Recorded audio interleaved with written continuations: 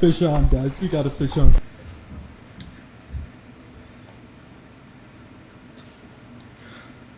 Oh my god, I almost just died.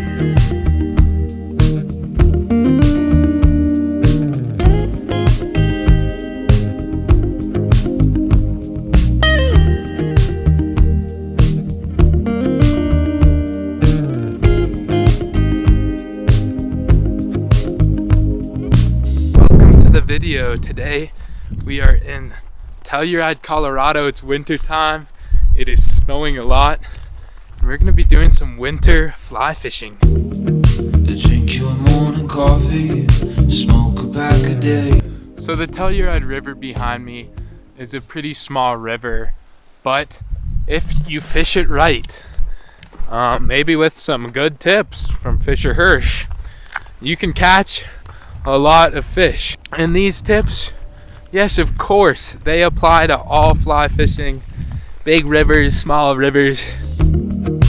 Pace around your house, not sure what to say. I definitely recommend it, and it's very important, especially when you're starting off your fly fishing day, to start downriver and work your way up.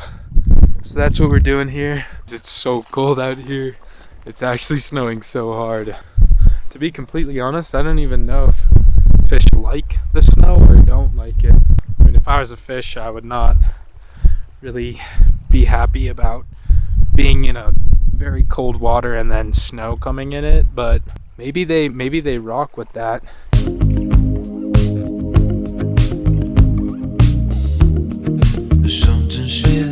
So now I'm assuming your immediate reaction to this tip was like, whoa, what does that mean? But let's just think about it and break it down. If you're a fish swimming in this river in the winter time, where would you be?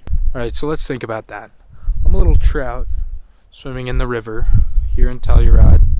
It's pretty cold out, so I don't really want to be using a lot of my energy to swim in fast currents.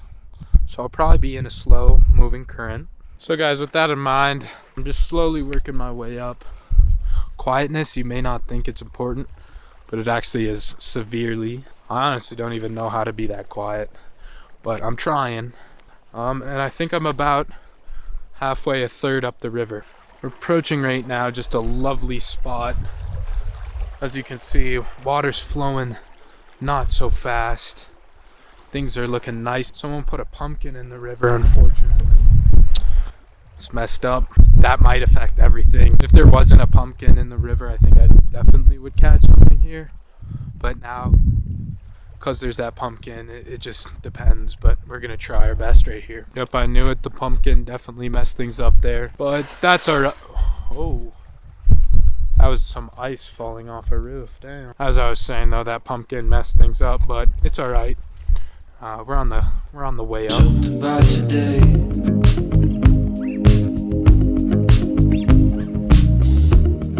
Did you pack your bags yet, or decide to stay? All right, so let's say you're being a fish, using tip number 2 really well, and you're fishing in the places that the fish are, and you see one, like right there. What do you do next? If you see a fish, here's what you're gonna do. All right, guys, just kidding. That fish did not want to be in our video. So we have to find another one. And then I'll give you the tip of what to do when you see a fish. All right, oh my gosh. I saw just a fish just now, and then second I talk, just swims away as I see another fish. And here's the next tip. Did you pack your bags yet, or decide to stay? Can't even record my tip without the fish dipping. Ugh. Alright, guess I'm just gonna have to find another one. Gosh. Oh. I just slipped. Well, so a lot of people come up to me and they're like, wow, Fisher, you are such an amazing fly fisherman. What do you recommend I do if I can't see any fish? Now listen, folks. I know I'm such a good fly fisherman and it's really just easy work, but a lot of the times I cannot see the fish. And you know what I do? This. Now basically what you do for the 5-cast strat is you refer back to tip 2. And with that in mind, you pick different spots up and down the river that you think fish would be, even if you can't see them. Also, like, doesn't even help that they're brown and literally blend in with the ground. Like, it's hard enough with 20/40 vision, but they like to do that as well. So you take 5 casts in different places that you feel deep down a fish would be. So we're here at a great rock, a lot of nutrients coming off of that rock. What did you do? And then you just move on. Where did you go? Can we just talk? We've made it to the top. I've actually never fished this high up before. Kind of interesting. It's starting to snow pretty darn hard, but we're not giving up. We're still out here on the way down. We're gonna catch something.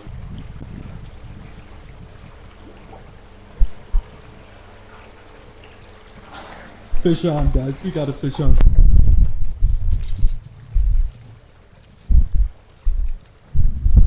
I'm gonna set up this camera. I'm gonna go help him out.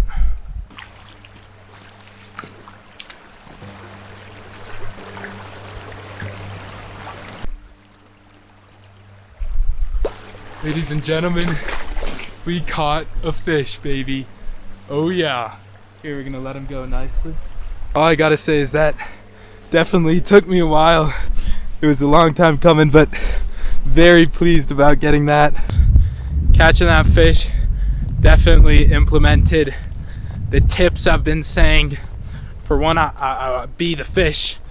In that sense, I went under the bridge knowing that nutrients were falling down into the water, and there a fish was.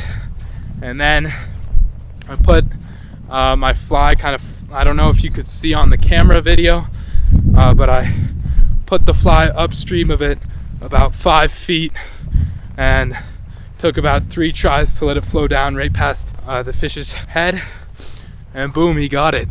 It is getting pretty darn hard to see out here with this snowfall. I can barely see into the river.